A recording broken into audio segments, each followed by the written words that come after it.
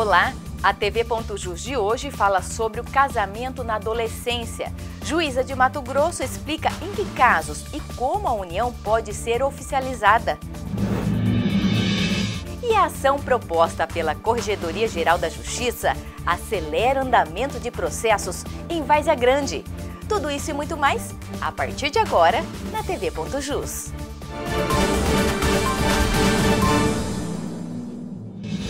Mutirão da Corregedoria Geral da Justiça realinha processos de 2 varas cíveis de Várzea Grande. O objetivo é dar mais agilidade no andamento de processos e atender o cidadão com mais rapidez. O repórter Victor Cabral conta pra gente como estão os trabalhos. A cada dia que passa, as estantes onde os processos da 1ª e 4ª vara cíveis são armazenados têm ficado mais vazias. Os servidores pegam as ações e levam para outra sala, onde é feita a triagem para dar os encaminhamentos. Começamos a fazer o realinhamento dos processos.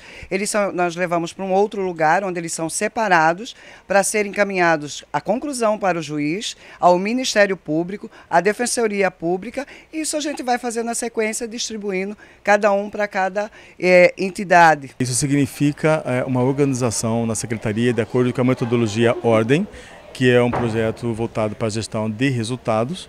E isso significa imprimir celeridade dos nossos processos na entrega da prestação jurisdicional. Só na 1ª e 4ª varas são cerca de 8.000 processos sendo realinhados. Para os servidores, a reorganização ajuda a dar mais agilidade nas atividades do dia a dia. A idealização perfeita. Agora nós vamos ter uma facilidade imensa para lidar com os nossos processos. E isso vai beneficiar não só nós, que trabalhamos aqui, como também serão beneficiados todas as pessoas que buscam a nossa secretaria. Além da 1ª vara civil e da 4ª vara civil aqui de Várzea Grande, outras 7 varas vão passar pelo realinhamento de processos. A força-tarefa da Corregedoria faz com que a taxa de congestionamento baixe ainda mais. A nossa meta é fazer o realinhamento e impulsionar 100% do processo da Secretaria. E a nossa meta até o final do ano é reduzir em 15% a nossa taxa de congestionamento. As associações mato-grossense dos magistrados e do Ministério Público realizam manifestação em Cuiabá em defesa de um judiciário independente. A banda da Polícia Militar executou o hino nacional.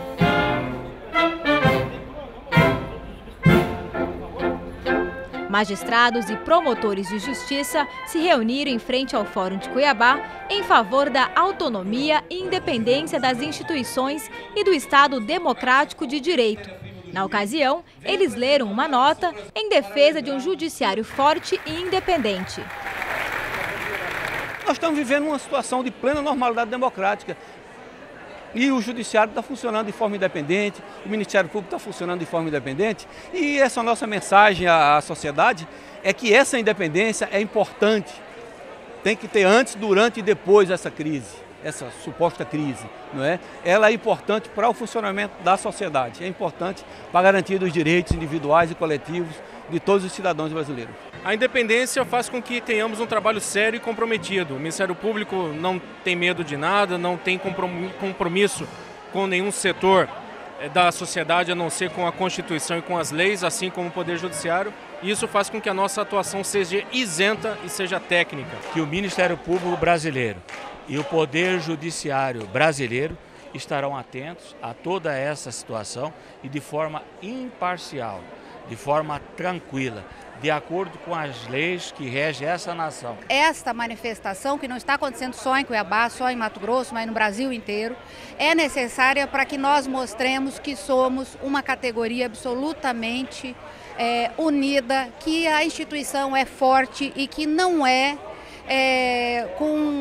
em razão de divergências políticas que a democracia no Brasil vai se desgastar. Ao contrário, eu penso que vai sair fortalecida dessa crise. Portaria da Presidência do Tribunal de Justiça de Mato Grosso suspende nesta quinta-feira o expediente forense do Poder Judiciário.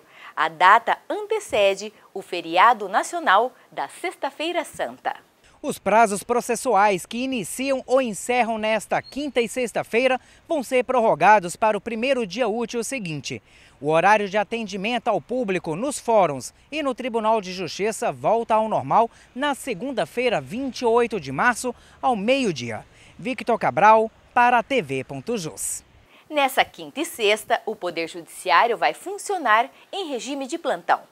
E depois do intervalo, o assunto é o casamento na infância e adolescência. É um instante só.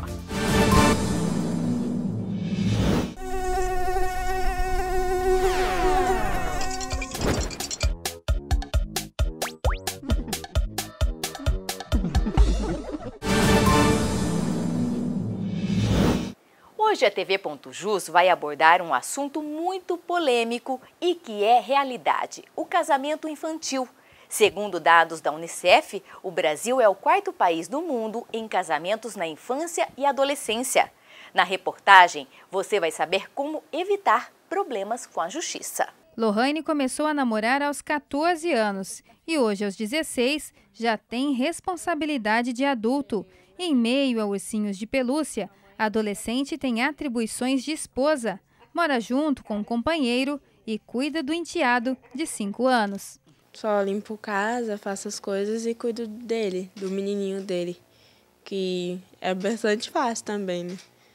Só faço comida, dou para ele, levo para a escola e busca. As desavenças com a mãe influenciaram na decisão de morar junto. Eu e minha mãe brigava sempre, muitas vezes. Era difícil você chegar lá em casa, a gente estava tranquilo. Assim como a Lohane, muitas adolescentes saem cedo demais da casa dos pais em busca da tão sonhada liberdade. As motivações são as mais diversas e, na maioria das vezes, o casamento surge como a solução dos problemas, o que, na prática, isso nem sempre acontece. Primeiro, ela não está preparada emocionalmente, né, para que ela possa assumir um lar, assumir uma casa. Então, ela pode ter essas consequências emocionais, psicossociais, né? As consequências dela ser mãe muito nova, né? Ou seja, vai vir uma gravidez precoce. Com essa gravidez precoce, tem as consequências da saúde. Por quê? Porque o corpo dela não está preparado ainda para ser mãe, né? Para manter uma gravidez até 40 semanas. Então, pode vir essas consequências na saúde. As consequências dela não estudar, né? Ou seja, ela vai parar de estudar.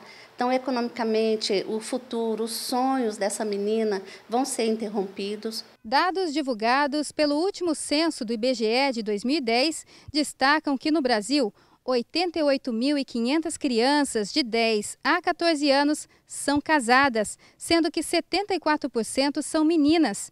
Isso mostra que o Brasil é o quarto país no mundo em casamentos na infância e na juventude. Em primeiro lugar está a Índia, em segundo o Bangladesh e em terceiro a Nigéria. E aqui no nosso país só é permitido o casamento infantil pela justiça em caso de gravidez. A lei prevê essa exceção para que haja o casamento então entre este homem e esta adolescente. E no caso de uma menor de 16 anos engravidar e o homem não assumir as responsabilidades, ele irá responder na justiça. Um processo criminal. Ele pode ser preso? Com certeza será preso. Os casamentos infantis são mais comuns em periferias, onde o nível de escolaridade é menor.